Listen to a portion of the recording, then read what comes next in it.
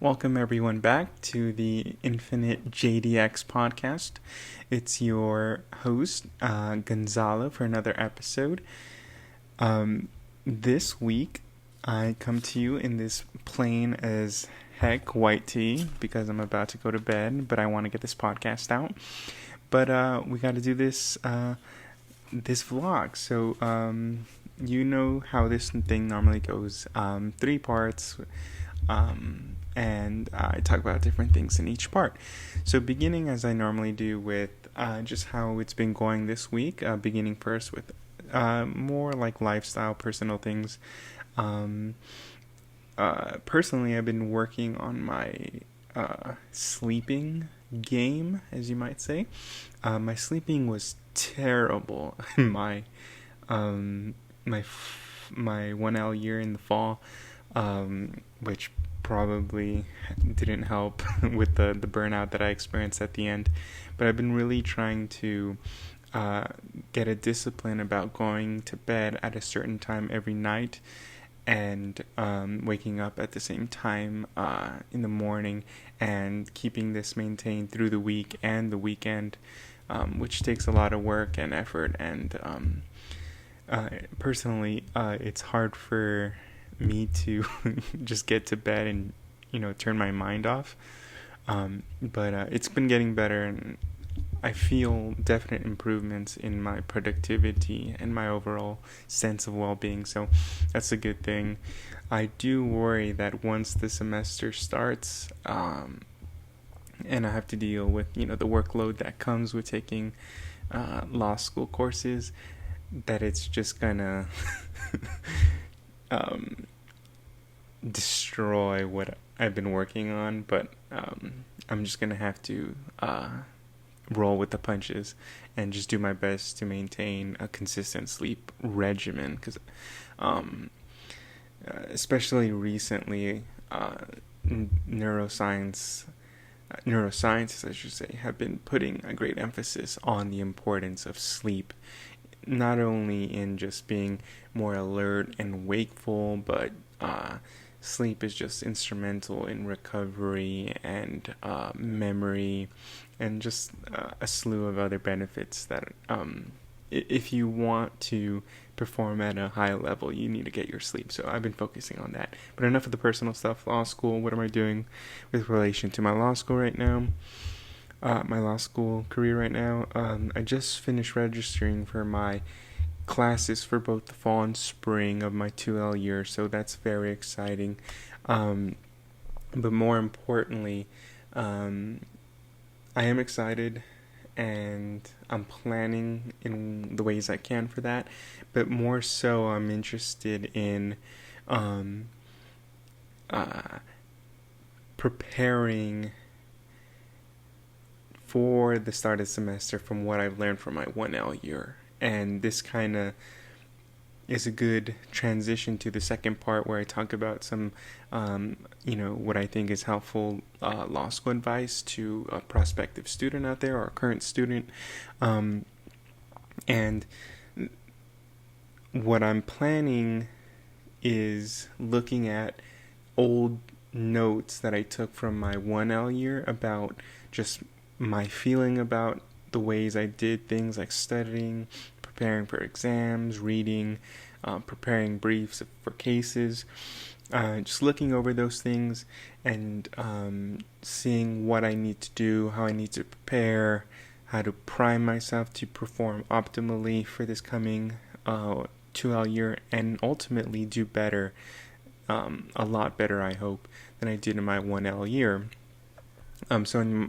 So my advice would be, and this isn't necessarily restricted to law school or undergrad or even high school. It applies to all, any process where you're engaging in learning, which is take a good amount of qualitative data on not only yourself, but the habits that you've been engaging in and the results that have accumulated. So I did this a lot more in the spring, the second semester of my 1L year. Just how I felt about the exams, how I felt about the ways I studied, my outlines, and not only, as I said, study patterns, but also just how I felt emotionally. Like, was I burnt out from studying after the first week of exams? How was my productivity between exams for studying? Where does the stress of the semester seem to be at its apex? Just all that kind of useful qualitative data you should be taking note of, and then preparing an action plan of some sort. It can be very simple, 1 page long. So you look over before whatever it is you're going to do again another semester, and just prepare to go about the thing, whatever it is, in a better, more efficient, productive, healthy manner. So I've been doing that, and I'm just anxious. I should frame it to say I'm excited to take the tools and apply them and see just how much of an improvement can be made. So all that's on my mind and all very interesting to me.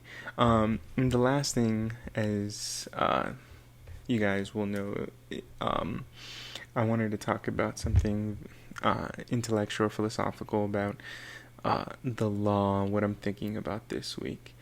And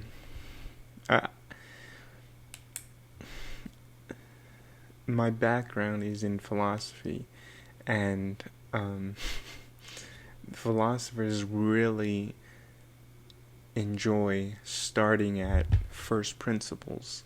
I'm not gonna pussyfoot around this. They are very systematic about their approach to their ideas. They're going to start with the most basic planks, assumptions, axioms, truisms, and work their way up to more complicated positions. And this is famously captured in Descartes' Meditations on First Philosophy, when he talks about, in one of the early chapters, where he wanted to obliterate all the things he had learned and start at just the most basic contentions and see how he can work his way up.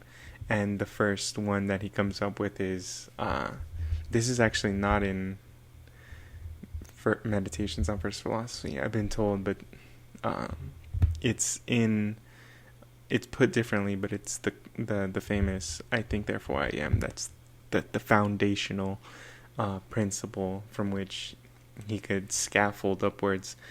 But anyway, I was thinking about this, and it seems to me, and for whatever my opinion is worth, I haven't interacted with tons of lawyers or seen tons of lawyers, but most of them seem more so pragmatists than philosophers. And by that I mean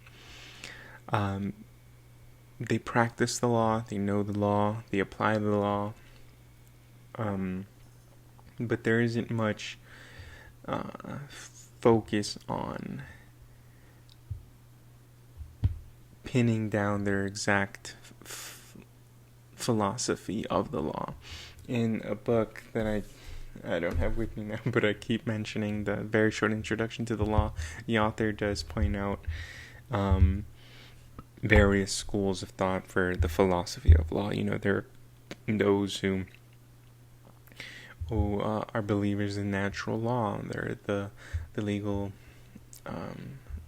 legal positivists, I believe, and there are just other schools of thought, and I don't know how many philosophers have really gone into the trenches and tried to really ground their jurisprudence in any serious fashion. And I'm not saying that's bad, but it is something that I find that I want to do for myself. I want to have that solid foundation of where my legal philosophy stands, and that's gonna require additional reading apart from the coursework of law school. You could go through law school without really engaging in these kind of ideas. Again, it seems that the lawyers on the whole are very pragmatic and don't really want to think about this. Not they don't want to, but they find no need to. And if you could be a lawyer without it, which clearly you can, that's fine.